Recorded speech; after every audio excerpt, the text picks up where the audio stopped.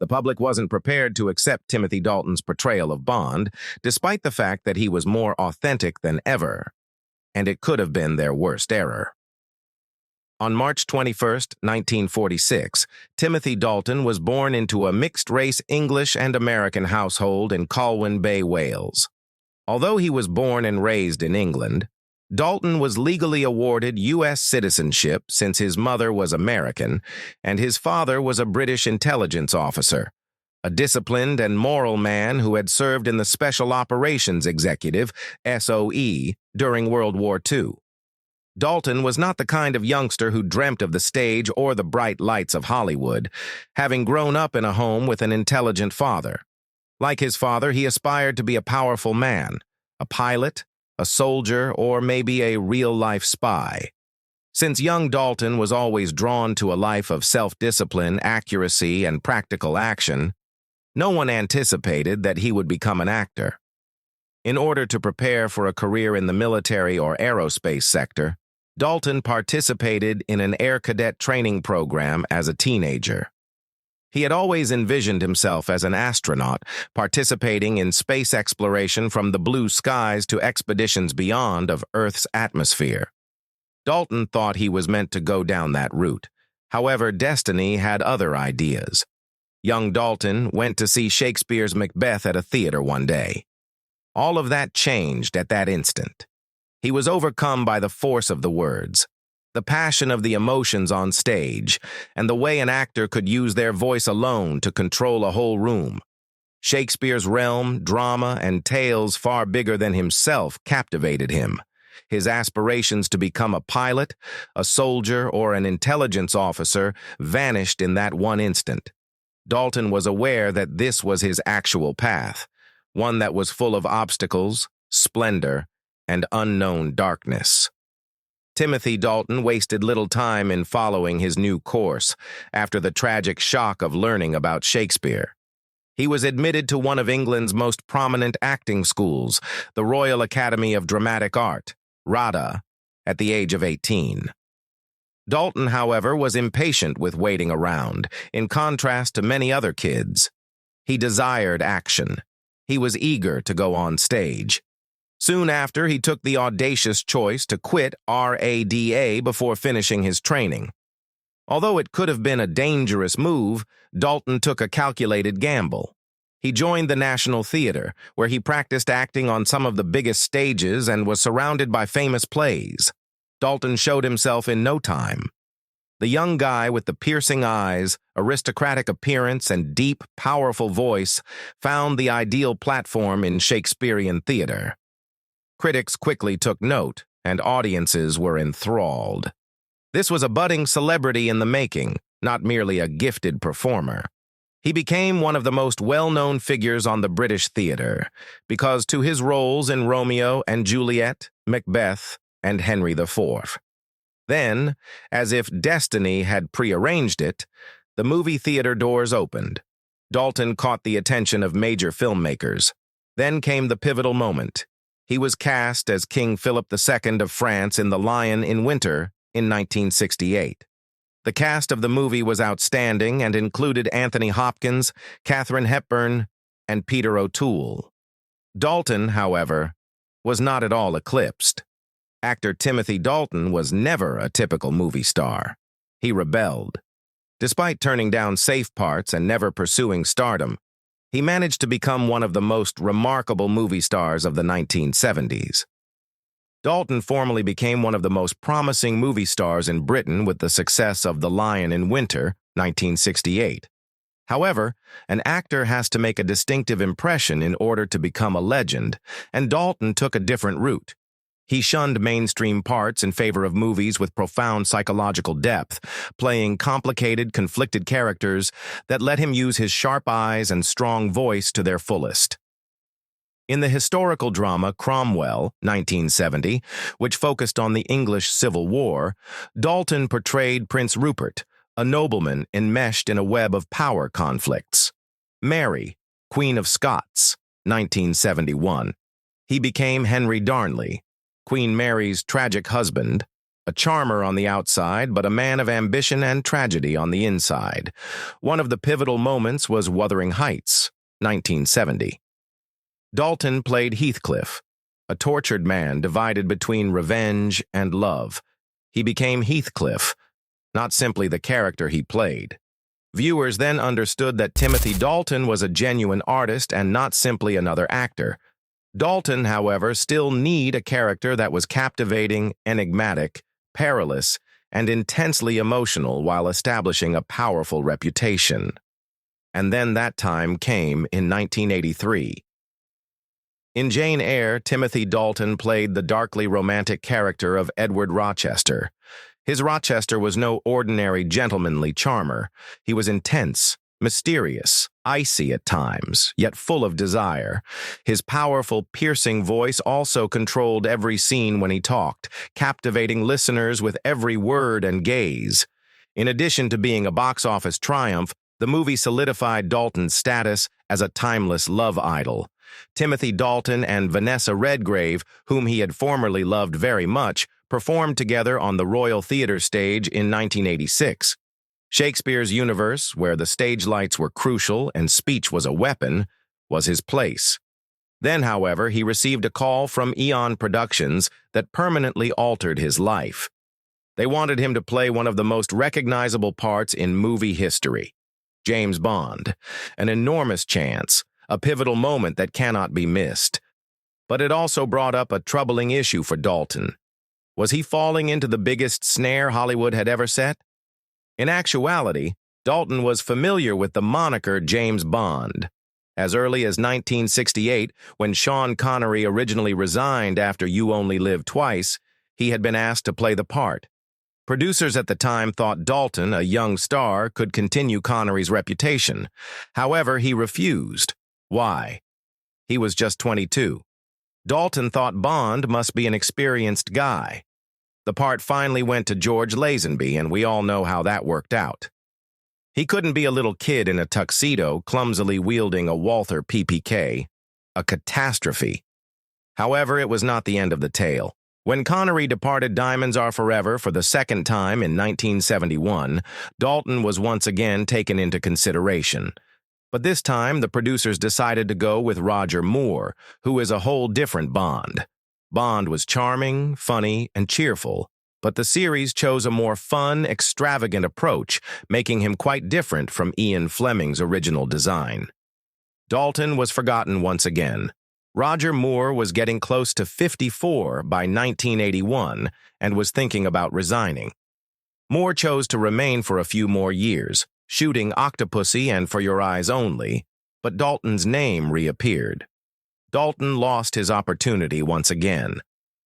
Then Moore made his last appearance as Bond in A View to a Kill in 1985. Fate was not delayed this time. Officially, Dalton was made the fourth James Bond in movie history. However, nobody anticipated that this choice would also signal the start of the end for his career. Ever since he assumed the position, Dalton was not going to portray Bond like Moore or Connery. He aimed to restore the character to Ian Fleming's original design, which envisioned him as a broken, icy spy who served more as a government tool than a showy hero. Dalton reviewed each Bond book and examined the character's psychology over the course of months of research. Instead of Bond being a womanizer who made jokes during fast-paced chases, he wanted the viewer to perceive Bond as a genuine guy. In The Living Daylights, 1987, he unveiled a brand new 007 with that resolve. The movie had a good plot, good box office receipts, and positive reviews from reviewers. The issue was that viewers weren't prepared for this kind of Bond. They had been used to a witty, charming 007 who could murder a guy with one hand and grin cheekily for more than 10 years. That was not what Dalton did. Unlike Roger Moore, he was not a flirt. After action sequences, he didn't snicker. Because of his serious, realistic, and even brutal portrayal of Bond, viewers felt strange, even uneasy. 2 years later, he made a comeback with the Bond movie License to Kill, 1989, which was grittier, darker, and more violent than any previous Bond movie. This time, Bond wasn't only completing a task, he was seeking revenge. A Bond divided between justice and his own feelings. A Bond ready to murder without regret. The film was rejected by moviegoers because it deviated too far from the conventional James Bond image. However, Dalton was never given the opportunity to demonstrate his correctness or incorrectness since the Bond series was hit by a true nightmare shortly after.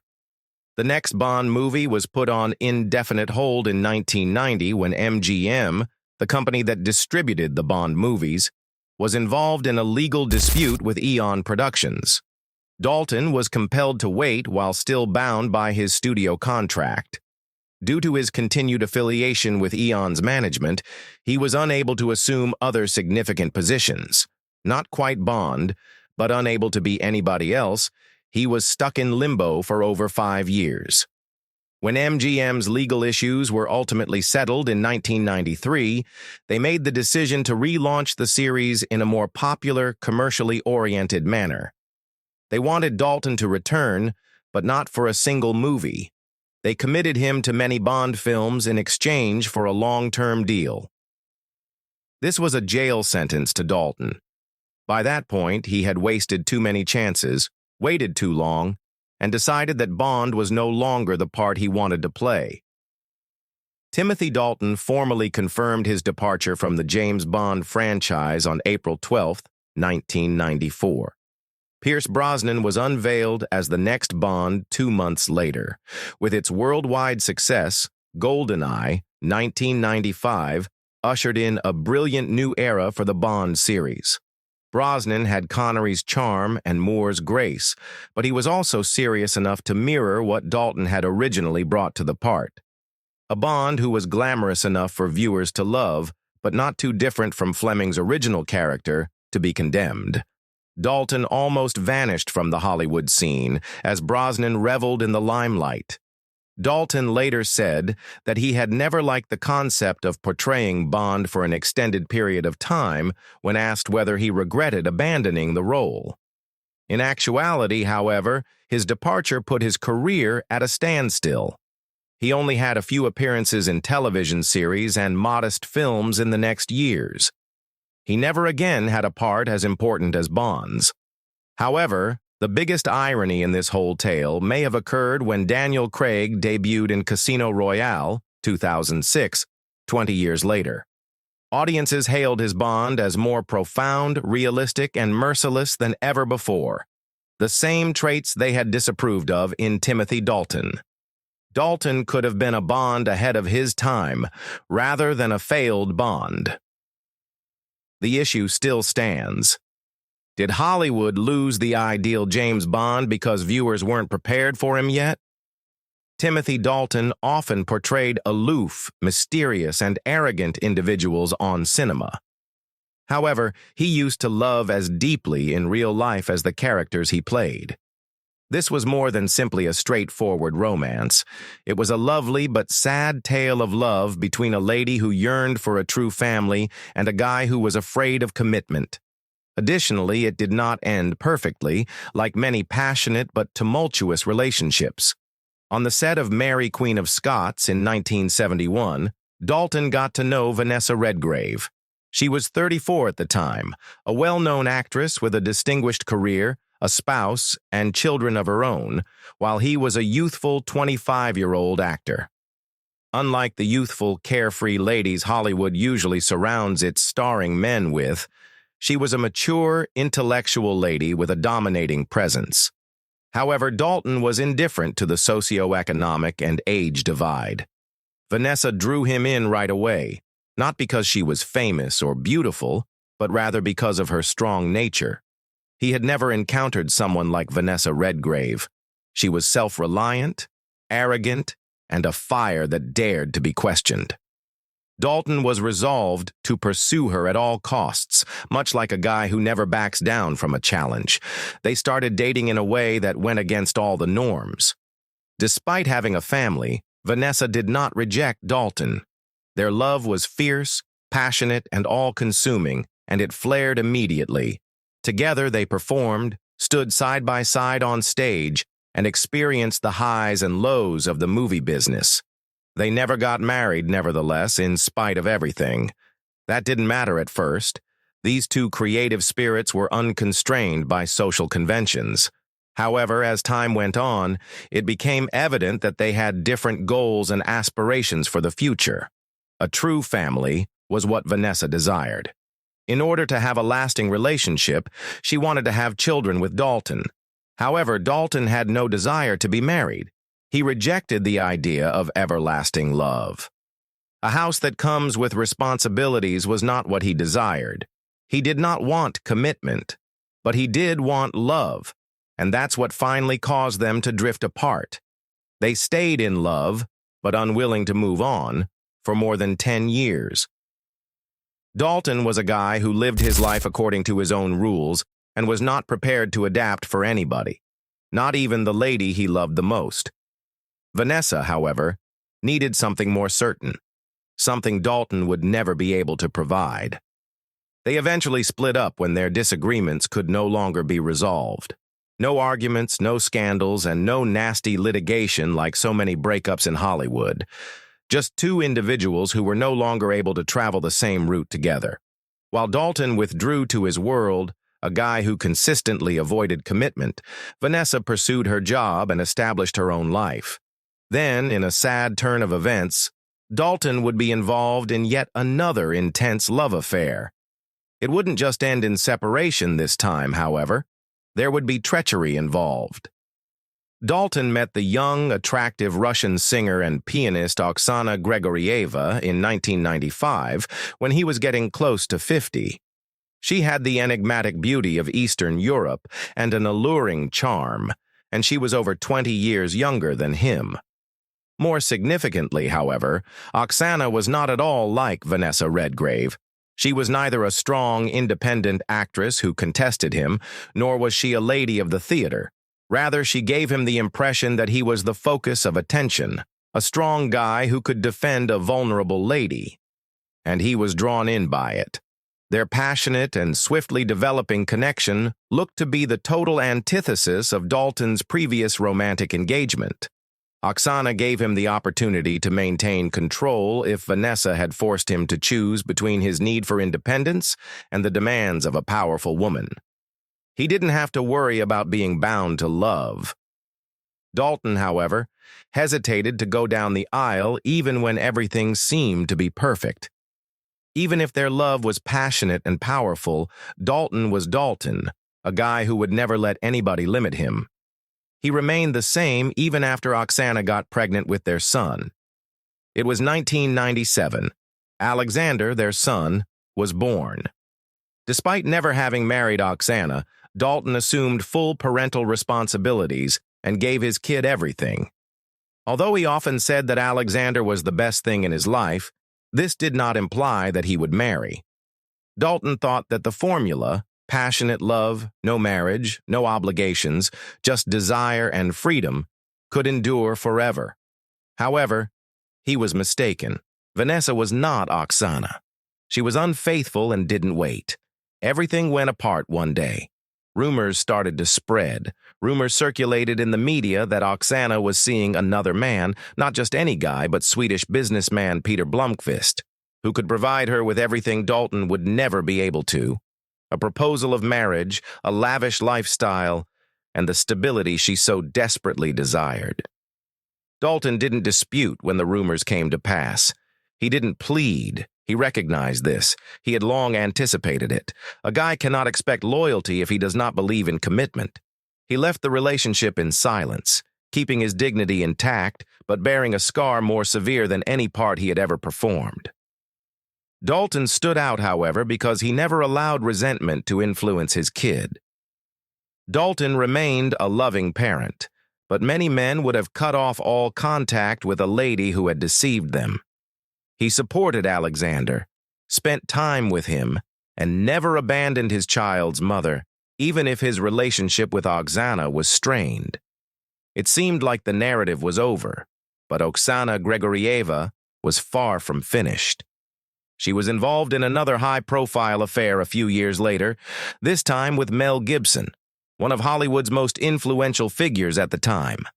However, this relationship exploded into one of the largest scandals in the entertainment business, in contrast to her peaceful separation with Dalton.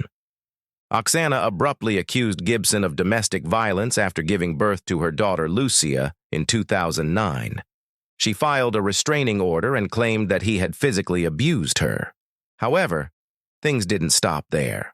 The public was subsequently shocked by audio recordings that were leaked. Gibson was heard making very racist comments in addition to threatening to murder Oksana. Gibson was hauled to court when law enforcement became involved. Ultimately, he received a 3-year probationary sentence, a counseling order, and a community service requirement. The controversy almost ended his career. Gibson was once a major Hollywood star who lost multi-million-dollar agreements and was shunned by many of his contemporaries in the business, turning him into an outcast. One odd fact stood out throughout all of this turmoil. Timothy Dalton was the only guy who had ever loved Oksana without ever complaining about her. Unlike Mel Gibson, he never publicly chastised her, got involved in court disputes, or made an appearance in the media to do so. Although he departed in quiet, he maintained his honor and fulfilled his paternal duties. One issue remains when considering the whole narrative. Was Dalton really deceived, or had he put himself in the shoes of a man who would be abandoned? A guy who demanded devotion but did not believe in commitment? Whatever the response, there is one indisputable fact. Timothy Dalton is still alone after experiencing his 2 greatest loves, and maybe he had always chosen that life. In the film business, Timothy Dalton is the epitome of a classic tragedy, a trailblazer who was forgotten because he came too soon. Audiences rejected him despite the fact that he restored James Bond to Ian Fleming's original concept. When Daniel Craig became a more realistic, grittier, and colder Bond 20 years later, it was heralded as a revolution. However, people just weren't prepared for Dalton at the time because he had already done it in the 1980s. Dalton's fans are not the only ones who feel this unfairness. In fact, some of the best filmmakers have admitted it. One of the most renowned filmmakers of the 21st century, Christopher Nolan, publicly hailed Dalton as the Bond that was most similar to Fleming's books. Nolan even said that he wanted to helm a Bond movie in Dalton's persona, as he thought it was the most authentic portrayal of the role. The tale of Dalton is one of misguided inventiveness and tragedy. License to Kill may have been acclaimed as a masterpiece if it had been released in the early 2000s rather than 1989. However, Dalton was marginalized since it came out when viewers were still engrossed with Roger Moore's whimsical portrayal of the role. People only started to look back and see that Timothy Dalton hadn't failed. He had just been ahead of his time after Daniel Craig's triumph. However, Dalton left behind more than just Bond. He refused to let Hollywood's disregard overtake him. Dalton's acting continued to demonstrate extraordinary flexibility in the years that followed.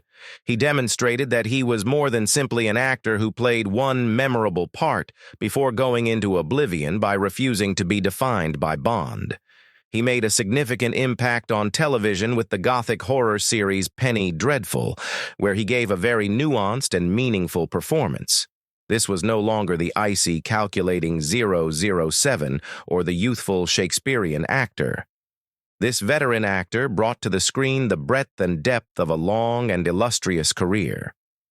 Playing the Chief, a shadowy and rather evil character in the DC universe, Dalton once again showed that he could make even the most bizarre parts into famous ones in Doom Patrol. Being James Bond wasn't necessary for him. It was not necessary for him to be a Hollywood celebrity. Dalton's skill alone allowed him to dominate the screen. His most surprising contribution, however, may have come from an animated movie. Few people were aware that Timothy Dalton was a member of the Academy Award-nominated masterpiece Toy Story 3 when it first came out and became a worldwide sensation. Even though it seemed like a long cry from his typical work, Dalton nonetheless managed to make his stamp on one of the decade's most cherished films. What is the real legacy of Timothy Dalton, then? An unremembered Bond, Hollywood deserting an actor, Or a little-known legend whose worth is just now being fully recognized? Maybe Dalton didn't need to be famous. He didn't aspire to achieve that type of celebrity. Will anybody ever have the foresight to see that he was successful so long ago? Dalton is 79 years old and has never been married, in contrast to many of his peers who have found a family or who like the coziness of domesticity. As if his former role had predetermined his destiny in real life, he is still the only James Bond to have never married or been married. Dalton, however, is not a guy who has been left alone by tragedy. It has become his way of life. No appearances at glitzy events, no controversies, no social media. He finds happiness in more straightforward but very personal activities, such as fishing in the Pacific, listening to jazz, and collecting rare antiques, rather than the extravagant parties of Hollywood. A guy who always maintains a calculated distance from the limelight, he operates at his own speed amid the tumult of the business. Dalton has remained close to his only son, Alexander, whom he shares with Oksana Grigorieva, while avoiding the ostentation of Hollywood. Alexander, who is now 28 years old and resides in the United States, has matured into an adult. Despite not sharing a home, the father and son have a strong relationship, often communicating and getting together whenever they can. Alexander is the most important thing in Dalton's life, and even though he isn't married, he has always been a devoted father. Even more unexpectedly, Dalton and Oksana Grigorieva have remained friendly in spite of all that has happened between them in the past. No animosity, hatred, or public feuds like those that erupted between Oksana and Mel Gibson are there. Dalton even openly backed Oksana when she became involved in her legal dispute with Gibson, saying that their son's future was more important than the past. Dalton maintains his composure and dignity in a business where controversy and hostility often tear relationships apart. This quality has always distinguished him from many of Hollywood's top men. Despite his seldom public appearances, Dalton is sometimes seen supporting his beloved football team at Manchester City's stadium. Even if he no longer plays Bond on TV, he still exudes the grace of an English gentleman and lives his life without looking to others for approval. Maybe this is the ideal representation of Timothy Dalton, a lone wolf who is unconstrained by social norms but never overcome by loneliness. He never required Hollywood to establish his value, even if the film industry may have forgotten him. Audiences were unprepared for Timothy Dalton's role as James Bond, but years later, he would be acknowledged and commended. Although he wasn't the most financially successful Bond, he was definitely one of the most memorable, a misunderstood trailblazer, a guy steadfast in his principles, and someone who always followed his own path rather than pursuing celebrity or social expectations. He stepped away from Hollywood's glitz and turned down marriage, but he never compromised who he really was. Dalton was a lone wolf, a gentleman who was chilly but dignified in a world that was changing all the time. Perhaps Timothy Dalton would have been the greatest Bond of all time rather than simply a forgotten legend if viewers had had more vision in those days. However, those who really get Bond will always recognize that Dalton set the stage for everything that came after, even if Hollywood continues on without him. Your thoughts on Timothy Dalton? At what point was he the incorrect Bond? Leave a comment with your ideas. Remember to press like and subscribe to ensure you don't miss any more amazing tales. Who knows? We were too slow to see Timothy Dalton as a brilliant Bond, but maybe after rewatching The Living Daylights and License to Kill, you'll see that he was never forgotten.